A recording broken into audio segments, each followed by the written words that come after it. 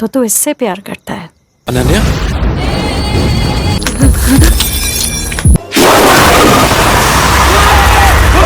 एक आत्मा हूं मैं।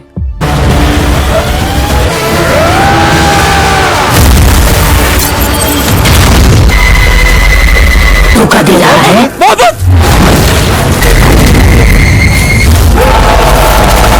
একটি কলেজের একটি গাছ যেটার নাম ভার্জিন ট্রি, কিন্তু এই গাছের ছায়ায় লুকিয়ে আছে এমন এমন রহস্য যা কেউ জানে না। আর সেই গাছের পুজো করার পর শান্তনুর জীবন হঠাৎ বদলে যায়। সে পায় এক অদ্ভুত মহব্বত, সে তার সাথে সবকিছু করে আর যা তাকে ছুড়ে দেয় মৃত্যুর রাস্তায়। কেউ কখনোই জানেনি এই প্রেমের ছায়ায় লুকিয়ে আছে কত বড় ভয়। কি হবে শান্তনুর ভাগ্যে, জানতে হলে দেখতে হবে পুরো গল্পটা। বন্ধুরা, আজ আমরা ব্যাখ্যা করব সম্প্রতি মুক্তিপ্রাপ্ত সিনেমা দ্য ভূতনির গল্প, যার অনুরোধ তোমরা অনেকদিন ধরেই করে আসছিলে। তাই আগে ভিডিওটা একটা লাইক দিয়ে দাও। চলো এখন গল্পটা শুরু করি। সিনেমার শুরুতেই আমরা একটা কলেজের দৃশ্য দেখি, যেখানে একটা বিশেষ গাছকে দেখানো হয়। সেই গাছের নাম বলা হয় ভার্জিন ট্রি। আর ভ্যালেন্টাইন ডে দিন এই গাছটিকে অনেক প্রেমিক প্রেমিকা এসে পুজো করে। এই গাছ নিয়ে সবাইকার একটা বিশেষ বিশ্বাস ছিল যে এই গাছের পুজো করলে নাকি সত্যিকারের ভালোবাসা পাওয়া যায়। তারপর আমরা কয়েক বছরের পরে একটা দৃশ্য দেখতে পাই, যেখানে শান্তনু নামের এক ছেলে, যাকে তার প্রেমিকা ঠকিয়েছে, সে দুঃখে ভেঙে পড়ে আর নেশার ঘরে সেই ভার্জিন ট্রির কাছে চলে আসে। সে চিৎকার করতে থাকে আর বলে, আমি তোমাকে পুজো করেছিলাম, তবু আমি আমার সত্যিকারের ভালোবাসা পেলাম না। আমি সত্যিকারের ভালোবাসা চাই চিরদিনের জন্য। ঠিক তখনই আমরা দেখতে পাই গাছের উপর থেকে একটি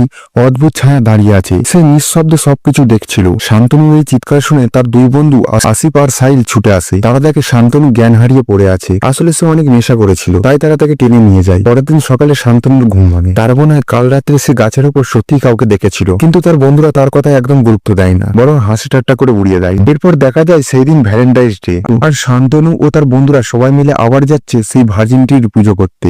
অন্যদিকে কলেজে এমন এক গ্রুপ ছিল যারা সবার এই পুজো করা বন্ধ করতে চাইছিল। তাদের বিশ্বাস ছিল এই গাছে একটা শয়তানি আত্মা ভর করেছে, আর সেই আত্মার কারণে এই কলেজে এখনো পর্যন্ত 3টে আত্মহত্যা ঘটেছে। তারা মনে করে এই মৃত্যুগুলোর পেছনে সেই আত্মাই দায়ী, কিন্তু কেউ ওই গ্রুপের কথা গুরুত্ব দেয় না। সবাই মজা আর প্রেমের উৎসবে মত্ত থাকে। এই ঘটনার কিছুক্ষণ পর শান্তনু একা বসেছিল। ঠিক তখনই তার কাছে আসে অনন্যা নামের এক মেয়ে, যে শান্তনুকে অনেকদিন ধরেই ভালোবাসে, কিন্তু শান্তনু সবসময় তাকে শুধু বেস্ট ফ্রেন্ড হিসেবেই দেখেছে। তাই অনন্যাও কখনো নিজের অনুভূতির কথা কখনো তাকে বলেনি। এদিকে আমরা দেখি সেই কলেজের কিছু প্রফেসরদের, যারা নিজেদের মধ্যে আলোচনা করছে এইভাবে চলতে থাকলে আমাদের কলেজের স্বয়ং একদম নষ্ট হয়ে যাবে। এই ছাত্রছাত্রীরা তো এখন সত্যিই বিশ্বাস করতে শুরু করেছে যে এখানে কোনো আত্মা রয়েছে। তাই একজন প্রফেসর প্রস্তাব দেয়, আমরা একটা প্যারানর্মাল ইনভেস্টিগেটরের সাহায্য নিতে পারি, যিনি ভূত তাড়াতে জানে। সবাই তাকে বাবা বলে ডাকে। অদ্ভুত ব্যাপার হলো সেই বাবাও এই কলেজের প্রাক্তন ছাত্র। পরে পড়াশোনা ছেড়ে দিয়ে এইসব তন্ত্রমন্ত্রে ঢুকে পড়ে, আর এখন সে একজন নামকরা ওঝা বা ভূত তাড়ানোর বিশেষজ্ঞ।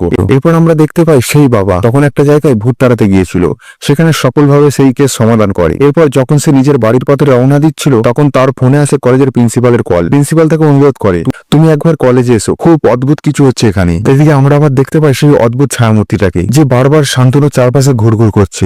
শান্তনুরও মনে হয় কেউ যেন একজন তাকে বারবার ডাকছে, কিন্তু যতবার সে পেছন ফিরে দেখে কাউকে দেখতে পায় না। এরপর যখন সবাই ক্যান্টিনে একসাথে আড্ডা দিচ্ছিল, তখন হঠাৎ কিছু লোক একদম অজ্ঞান হয়ে পড়ে আর অদ্ভুত আচরণ করতে থাকে, যেন কেউ তাদের মারছে। আর তখন আমরা বুঝতে পারি এই আত্মা ঠিক সেই সব লোকেদেরই নিশানা করছে যারা আগে শান্তনুকে অপমান করেছিল বা ঠকিয়েছিল বা কষ্ট দিয়েছিল। অর্থাৎ এখন পরিষ্কার যে এই আত্মাটি এখন শান্তনুর পেছনে লেগে গেছে। যদিও হঠাৎ করে কিছু ছাত্রছাত্রী অজ্ঞান হয়ে পড়ায় সবার ধারণা হয় যে এটা নিশ্চয় সেই আত্মারই কীর্তি, কিন্তু ঠিক তখনই প্রিন্সিপাল সেখানে এসে সবার সামনে ঘোষণা দেয়, তোমরা যা ভাবছো তা একদম ভুল। এখানে কোনো আত্মা নেই, কিছু না কিছু যুক্তিসঙ্গত কারণ আছে এসব ঘটার পেছনে। তিনি ছাত্রদের আশ্বস্ত করার চেষ্টা করেন। এরপর আমরা দেখি কলেজে এসে পৌঁছায় সেই বাবা, যিনি ভূত তাড়াতে বিশেষজ্ঞ। তিনি কলেজে ঘুরে দেখেন এবং তারপর প্রিন্সিপালের সঙ্গে কথা বলেন। তিনি বলেন, হ্যাঁ, আমি স্পষ্টভাবে অনুভব করতে পারছি এই কলেজে সত্যি একটা আত্মা আছে, তবে তাকে ধরতে কিছুটা সময় লাগবে, আমাকে কিছু প্রস্তুতি নিতে হবে। এই কথা শুনে প্রিন্সিপাল রাজি হয়ে যায়। তিনি বলেন, ঠিক আছে, তুমি যা করতে চাও করো, কিন্তু এই ব্যাপারটা চুপচাপ রাখতে হবে,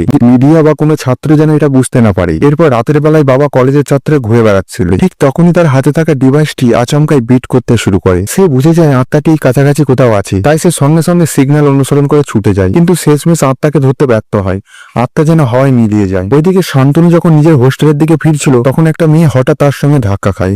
শান্তনু সেই মেয়েটিকে দেখে অবাক হয়ে দাঁড়িয়ে যায়, যেন সেই মেয়েটি চোখে তাকিয়ে এক মুহূর্তেই ভালোবাসায় পড়ে গেছে সে। আর মেয়েটিও খুব নরম ভঙ্গিতে কিলার স্মাইল দিয়ে শান্তনুর সঙ্গে কথা বলে। সে নিজের নাম বলে, আমার নাম মহব্বত। সে আরো জানায়, আমি 1 বছর কলেজ থেকে ড্রপ নিয়েছিলাম, তাই এবার আবার নতুন করে কলেজে ভর্তি হয়েছি। শান্তনুর মুখে তখন একটাই ভাব, সে যেন জীবনে প্রথমবার কারোর সঙ্গে এত দ্রুত সংযোগ অনুভব করছে। এরপর শান্তনু আর মহব্বত একে অপরের বন্ধু হয়ে যায়। পরের দিন থেকে তারা একসাথে সময় কাটাতে শুরু করে, কলেজ চত্বরে ঘুরে বেড়ায়, গল্প করে করে হাসে, যেন এক সুন্দর প্রেমের শুরু। কিন্তু এখানেই শুরু হয় অদ্ভুত ঘটনা। মোহাম্মদকে শুধু শান্তনুই দেখতে পায়, অন্য কেউ তাকে দেখতে বা তার অস্তিত্ব বুঝতেই পারে না। এখান থেকে স্পষ্ট হয়ে যায় যে মোহাম্মদ আসলে সেই আত্মা যে শুরু থেকে শান্তনুর উপর নজর রাখছিল। শান্তনুর বন্ধুরা তো প্রায় নিশ্চিত হয়ে যায় প্রেমে ছ্যাঁকা খেয়ে ওর মাথা খারাপ হয়ে গেছে। সে একা একা কথা বলে, একা একা হাসে, কিন্তু শান্তনু কারো কথাই কানে তোলে না। তার সমস্ত দুনিয়া এখন শুধু মোহাম্মদ। আর এইদিকে যখন অনন্যা শান্তনুর সঙ্গে দেখা করতে আসে বা তার কাছে আসার চেষ্টা করে, মোহাম্মদ তখন নিজের অলৌকিক শক্তি ব্যবহার করে অনন্যাকে ডুবে ফেলে দেয়। তার উপর এমন প্রভাব ফেলে যে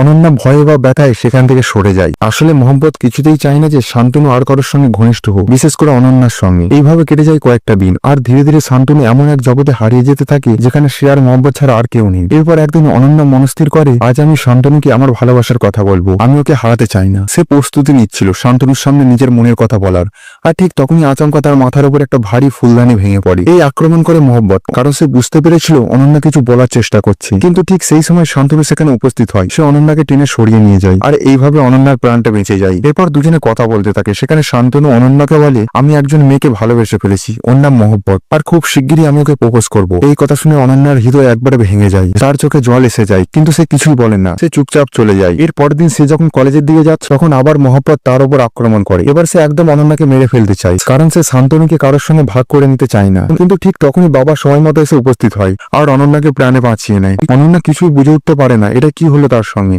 এরপর বাবা নিজের বিশেষ ডিভাইস নিয়ে আবার যায় সেই ভার্জিনটির কাছে, কারণ সে বুঝে গিয়েছে এইসব কিছুর মূল কেন্দ্রবিন্দু হচ্ছে ওই গাছটা। কিন্তু বাবা যখন তার ডিভাইস নিয়ে সিগন্যাল অনুসরণ করতে থাকে, তখন তিনি দেখতে পান সিগন্যাল আসলে ওই গাছ থেকে নয়, বরং গাছটির পেছনে থাকা আর একটা গাছ থেকে আসছে, যেটা একটা সম্পূর্ণ পুড়ে যাওয়া গাছ। বাবা বুঝতে পারে এই পুড়ে যাওয়া গাছ থেকেই হয়তো সেই আত্মা কলেজে এসেছে। তাই বাবার এখন একটাই লক্ষ্য, আত্মাটির শেষ ইচ্ছা পূরণ করে তাকে মুক্তি দেওয়া। এরপর রাতের বেলা মোহাম্মদ শান্তনুর কাছে আসে দেখা করতে।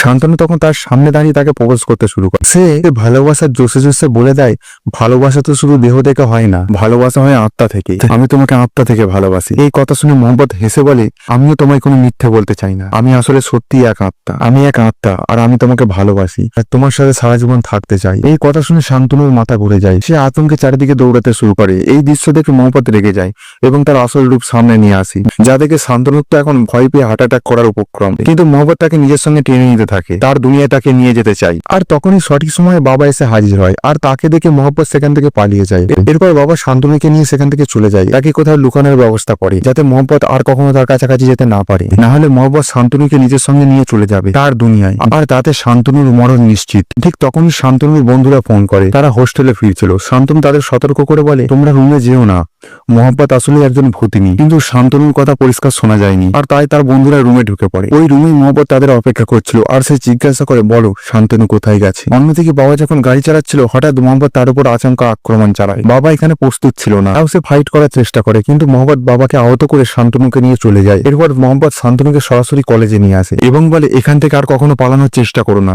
তুমি এখন শুধু আমার, শুধুই আমার। এই কথা শুনে শান্তনু ও তার বন্ধুরা একবার স্তম্ভিত হয়ে যায়। তারা প্রশ্ন করে, তুমি শান্তনুর পেছনে কেন পড়েছো? মোহাম্মদ তখন উত্তর দেয়, শান্তনুর মন একদম পরিষ্কার, সে আমার কাছে এসে আমার সত্যিকারের ভালোবাসা পেতে চেয়েছিল, এর জন্য আমি তাকে পছন্দ করেছি, আমি তার কাছে এসেছি। এদিকে বাবা বুঝে গিয়েছিল যে এই আত্মা এত সহজে তার নিয়ন্ত্রণে আসবে না, সুতরাং সে তাদের খোঁজ করতে থাকে যারা আত্মহত্যা করেছে, যারা এর আগে মারা গিয়েছে। তাদের সবার গার্লফ্রেন্ড জানায়, ভ্যালেন্টাইন্স ডে দিন আমরা ভার্জিনিটির পুজো করেছি, তখন থেকে আমাদের বয়ফ্রেন্ডের অদ্ভুত আচরণ শুরু হয়, আর হোলির দিনে সে নিজের জীবনই শেষ করে ফেলে। পরের দিন বাবা শান্তনু তার বন্ধুদের বলি, যেভাবেই হোক তোমাদের ওই আত্মাটিকে খুশি রাখতে হবে, তাকে রাগানো চলবে না, আর এর পরের বার তার সঙ্গে দেখা হলে তার কাছ থেকে জেনে নেবে তার শেষ ইচ্ছা কি। তার সঙ্গে বাবা শান্তনুকে বলে, ওই অনন্যার থেকে দূরে থেকো, না হলে মোহাম্মদ ওকে মেরে ফেলবে। শান্তনু বাবার কথা শুনে সরাসরি অনন্যার কাছে চলে যায় এবং তার সঙ্গে ঝগড়া শুরু করে, তুমি আমার কাছ থেকে দূরে থেকো, ভুলেও আমার আশেপাশে ঘোরাফেরা করো না। এতে অনন্যার অবস্থা খুব খারাপ হয়ে যায়, সে কান্নায় ভেঙে পড়ে। তারপর ওই রাতে মোহাম্মদ আবার শান্তনুর কাছে আসে। এরপর মোহাম্মদ শান্তনুকে সঙ্গে নিয়ে আকাশে উঠে যায়। সেখানে তারা অনেক কথা বলে। শান্তনু তখন সাহস করে মোহাম্মদকে জিজ্ঞাসা করে, তুমি কি করে আত্মা হলে, তোমাকে কে মেরেছিল? কিন্তু মোহাম্মদ বলে, আমার বেশি কিছু মনে নেই, শুধু এইটুকু জানি আমি সবসময় এক সত্যিকারের ভালোবাসা খুঁজেছিলাম। এদিকে অনন্যা সাইলের কাছে সে জানতে চায় দিনের বেলা শান্তনুর সঙ্গে কি হয়েছিল, কেন সে আমার সঙ্গে অযথা ঝগড়া করে চলে গেল। তখন সাহিল অনন্যাকে বাবার কাছে নিয়ে যায়। তখন বাবা সব বলে দেয় যে শান্তনুর পেছনে একটা আত্মা লেগে আছে, আমাদের তাকে সেই আত্মার হাত থেকে বাঁচাতে হবে। তখন অনন্যাও তাদের সঙ্গে কাজ করতে রাজি হয়। পরের দিন অনন্যা শান্তনুর কাছে আসে আর প্রথমেই তার মনের কথা জানায় যে আমি তোমাকে কতটা ভালোবাসি। শান্তনু এটা শুনে খুব অবাক হয়। তারপর শান্তনুও প্রকাশ করে আমি তো শুরু থেকেই তোমাকে ভালোবেসে আসছি, কিন্তু তুমি আমাকে শুধু বন্ধু হিসেবে ভেবে এসেছো, তাই কখনো সাহস হয়নি তোমাকে প্রপোজ করা। অনন্যা বলে আমারও ঠিক একই অবস্থা ছিল। এরপর তারা এক হয়ে যায়, কিন্তু এখন তাদের প্রথম কাজ হলো মোহাম্মদ নামের ওই আত্মা থেকে মুক্তি পাওয়া। অন্যদিকে বাবা বলে আমাদের আগে মোহাম্মদের আসল নাম জানতে হবে এবং তার ইতিহাস খুঁজে বের করতে হবে। নিশ্চয়ই সে এই কলেজেরই কেউ। তার সঙ্গে বাবা শান্তনুকে বলে তুমি সুযোগ পেলে মোহাম্মদের একটা ছবি আঁকবে যাতে তাকে চিনে নেওয়া সহজ হয়। এরপর তারা তাদের কাজ শুরু করে আর দেখতে দেখতে হোলির দিন চলে আসে। শান্তনু আগে থেকে মোহাম্মদের ছবি বানিয়ে ফেলেছিল। হোলিতে যখন সবাই একে অপরের দিকে রং ছুড়ছে তখন মোহাম্মদও সেখানে আসে। রং দেখে তার সব স্মৃতি ফিরে আসে, যে কি হয়েছিল তার সঙ্গে সব মনে পড়ে যায়। সে তখন দুঃখে ভেঙে পড়ে, কেঁদে ওঠে। সে নিজেকে আর ধরে রাখতে পারে না, সে নিজের শক্তিতে আর কাবু রাখতে পারে না। তখন তাকে শান্তনু এসে সামলায়।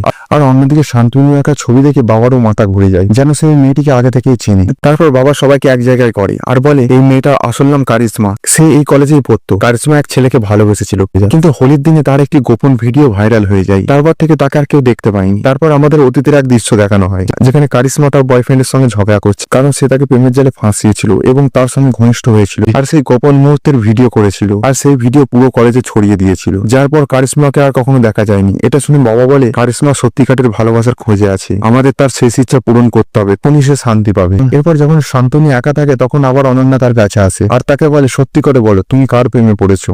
শান্তনু বলে আমি শুধু তোমাকে ভালোবাসি আর মোহাব্বত তো টাইম পাস, শুধু একটা আত্মা মাত্র।